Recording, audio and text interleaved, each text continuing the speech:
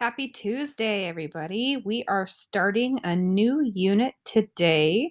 We're going to be reading The Hunger Games. I'm very excited, and I think that you guys will really enjoy reading this novel.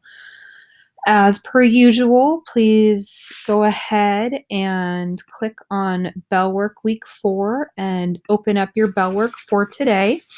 I've made a couple of new additions to your Bellwork so that you understand and see how much this is actually worth with regards to your grades. So today's Bellwork assignment is to respond to this question in 5 complete sentences using evidence from your life to support your opinion. The question is, would you be willing to take the place of someone you loved if it meant your own death? I'm going to go ahead and ask you to pause the video now and answer this question to the best of your ability. All right, now that you are finished answering that question, what I would like you to do is please go over your answer. Reread what you wrote. Make sure that you have used correct grammar, spelling, capitalization, and punctuation. If there are any squiggly red lines under your text, it means that you have misspelled something. So go ahead and correct it. Pause the video now to reread your journal entry. All right, now that you are finished with your Bellwork for today, I'd like you to sit back, relax, and follow along with the presentation I am going to give you right now. So, as I said, we are going to be reading The Hunger Games by Suzanne Collins. And just to get you thinking about some of the big topics in this novel, I want you to think about whether or not you would be willing to compete in a live televised reality show in which the winner is showered with gifts such as a new home, money for life, and a career mentoring new opponents each year. Sounds great, right? If you lose, you pay with your life. Still want to play? What if you didn't have a choice? Well, that's the premise of The Hunger Games. Our narrator, 16-year-old Katniss Everdeen, finds herself in a no-win situation. Save her loved ones and lose her own life, or save herself at their expense. The writer of The Hunger Games is Suzanne Collins, and she was inspired to write this novel after she had been channel surfing between watching live coverage of the Iraq War and a reality television show. The story is set many, many years in the future. The country, which Katniss lives, is located in the former North America after natural disasters and oceans swallowed up much of the land. This new country is called Panem. Mind you, just to remind you, this story is fiction, meaning it's not real. It is a made-up science fiction story. Again, on the setting, this is where Panem is. This is where we currently live, actually, where this little red dot is kind of right around here. This is California. This is where we live here.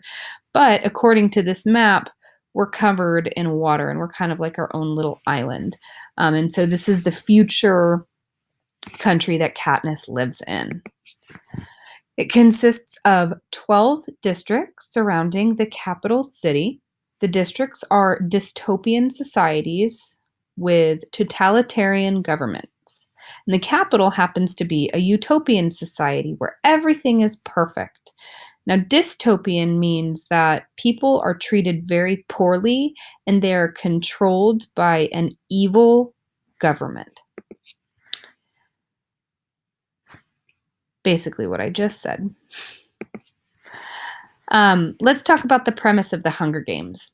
As punishment for the rebellion against the capital, the district's citizens are forced into a life of poverty, starvation, and hard labor.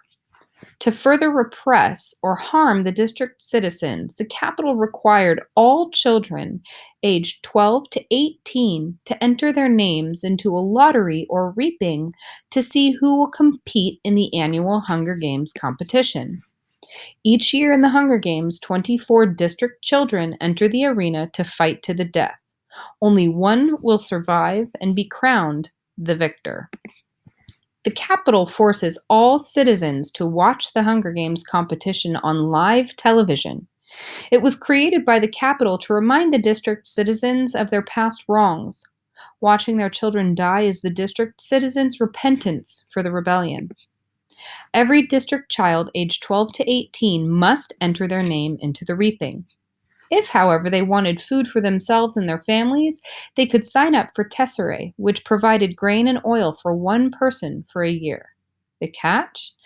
Their names would be entered into the reaping multiple times for each family member who needs food. What I'd like you to do really quick is take a moment. You don't have to write this down. I just want you to think. What are your first impressions? Are there any predictions that you have? What do you predict this story will be about? All right. Now that we've gone over and taken a look at the Hunger Games introduction, you're going to go ahead and open up the subclass Unit 2 ELA 7, the Hunger Games, on Google Classroom. And you've already done today's bell work, which was your journal response. You'll flip to the third slide. And on the third slide, you'll see Activity 2, CH 1 through 2. Go ahead and click that website. And what this has is the audiobook versions of the Hunger Games. So as you are reading the novel, I also want you to listen to the audio as you read through. Go ahead and pause this video now and begin reading Chapter 1 of the Hunger Games. And when you are finished reading Chapter 1, I'd like you to come back to this video. Please pause now. All right, now that you've finished reading Chapter 1, I want you to take a look at the clock. Think to yourself, do I have more than 5 minutes left of class? And if the answer is yes, I'd like you to come over to bell work. If the answer is no, you're going to go ahead and pause the video and start reading Chapter 2 right now until you know that you have like 5 or 10 minutes left of class to do your exit ticket. So if you need to pause the video now and go to Chapter 2, pause the video. If you don't have enough time, pop over here to bell work. And here is your exit ticket for today. It's 5 points. You're going to summarize the chapters that you read in one sentence.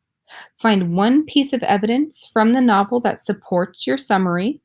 Tell me why that evidence or the events that happened in this chapter are important. And then I'd like you to make a prediction about the next chapter. Once you're finished with your exit ticket, you can go ahead and pack up. I hope you have a wonderful day, and I will talk to you tomorrow.